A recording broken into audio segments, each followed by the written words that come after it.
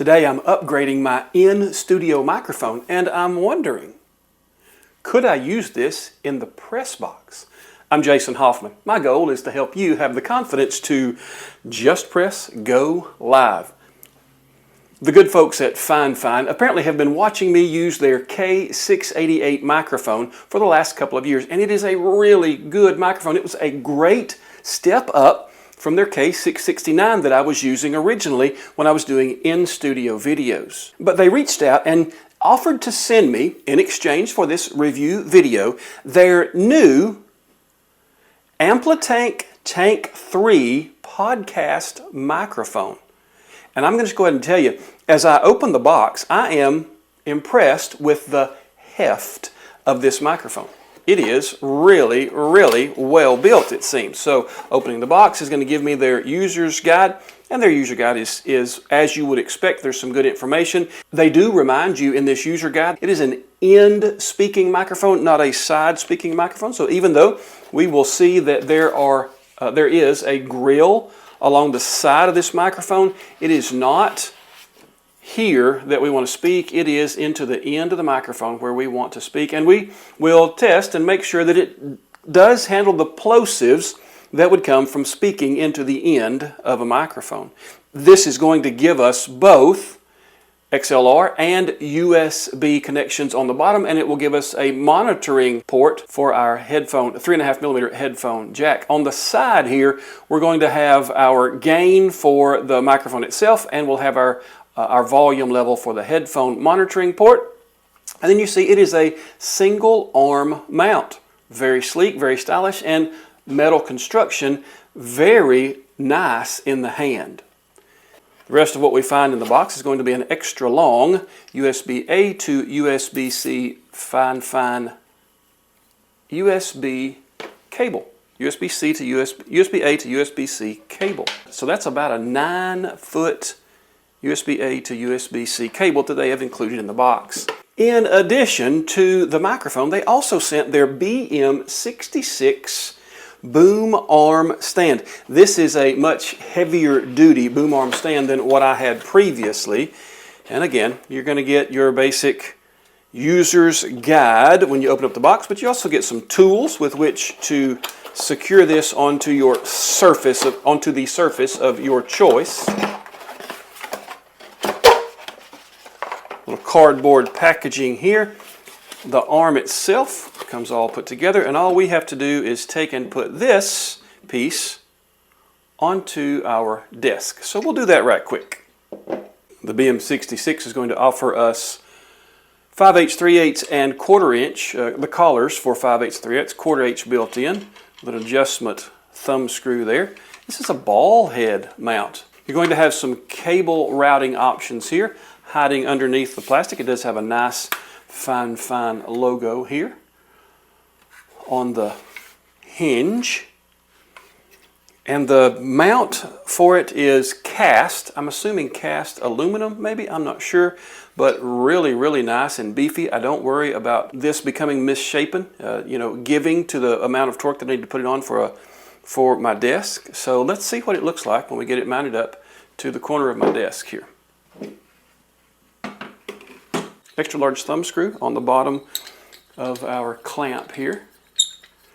We'll run that out just enough to get us where we need to be, and then we'll put it back on. Now, so far in this video, I am using just a wireless transmitter receiver combo with a lapel mic here on my person. You have probably heard me bump it and have that extra noise that is really not desired here. But once we get switched over to this Tank3 from FIFINE, I think we're going to find that we've got a much better quality audio coming through than we do right now. So it is possible that I should have looked at the user guide before I started trying to put this together. So we'll take a quick peruse. All right, what's in the box? How to use what's in the box. Installation of the stand. Use an Allen wrench to counterclockwise the extension tube, then adjust the arm, and then tighten it back. Okay, so there is some adjustment with that Allen screw. Nothing to it. We'll get this Allen screw loosened up just a little bit, and we'll get this to go right down where it's supposed to. Would you look at that? Works great when you read the instructions. Amazing. All right. That's so very nice. Now, I did say we could take these off to do our, we take the spine off. There it is, to do our cable routing. So we'll go ahead and run an XLR cable into this little area.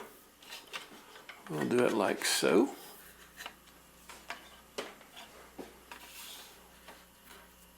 Give ourselves enough here at the bottom. Put this right back in its channel. It's a rubberized piece here at the spine that made it installation of that XLR cable really, really easy. They have thought this through. A way to go. Fine, fine.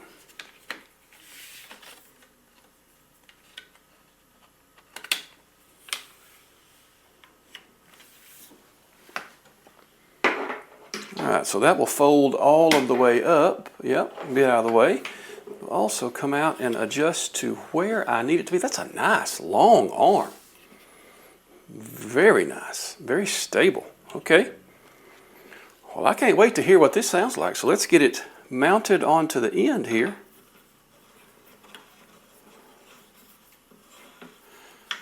Now I do have what it appears to be a mute button on this side. That's probably only going to be active whenever I use the USB-C feature, which, by the way, I do use the USB-C feature a lot. Now I'm running through my PreSonus Studio 24C today, but there are a lot of times when I just plug a microphone into my iPad and run through the Mevo Multicam app if I'm streaming with Mevo Multicam, because I can use that as one of my input sources. Okay, and let's see what we get out of, okay, I'm hitting the top of yellow, which feels like it would be absolutely appropriate.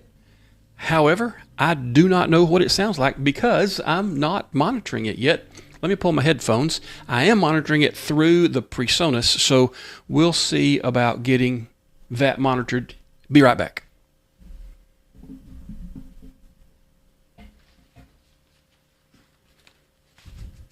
So, oh my, that does sound pretty good. Of course, you put headphones on and you kill all the room noise, and it always does sound a little bit better, but I like the way I sound on this microphone. Let's talk about plosives. If I speak directly into the end of this microphone from only about 2 fingers width away, how will my plosives sound? I am fairly certain that I do not have a plosive statement that I can just run out there, but I can use consonants, and I can use closed mouth consonants, and even closed mouth external breath consonants. Wow, that's a whole lot of me trying to make up stuff so I can see what this sounds like. But now you know what it sounds like too from the Amplitank Tank3 microphone from FIFINE. At the time of the making of this video, the Amplitank Tank3 microphone from FIFINE was on Amazon at $79.99. There is a deal on it at the time of the making of this video. I have no idea how long that will last or if it will still be available by the time you see this video. And the BM66 boom arm is also on a deal at the low price of $50.99 on Amazon. And finally, let's see what it sounds like to run this microphone through its USB-C out and into another device for recording. And so now we're running from the Tank3 USB-C out into another device for recording purposes, and we'll see if we have to bump this any in post or if it just comes through. Let's see, I'm seeing my waveform and it does not look great, so I'm going to push this. Okay, so I pushed that all the way up, and it looks like I'm probably a little too hot. So let's pull it back just a hair. That may be the sweet spot for it. It didn't change anything for my XLR out. This changed my USB. Now I do have a green light here now,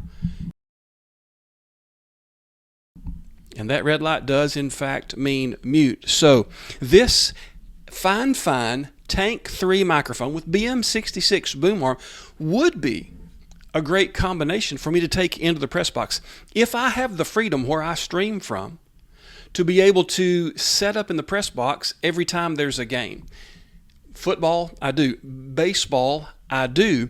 Then as I do play-by-play, as I do my voiceovers for the live streams that I'm doing, this would be a great addition to my live stream to really bring up the level that my folks at home get to hear. What do you think?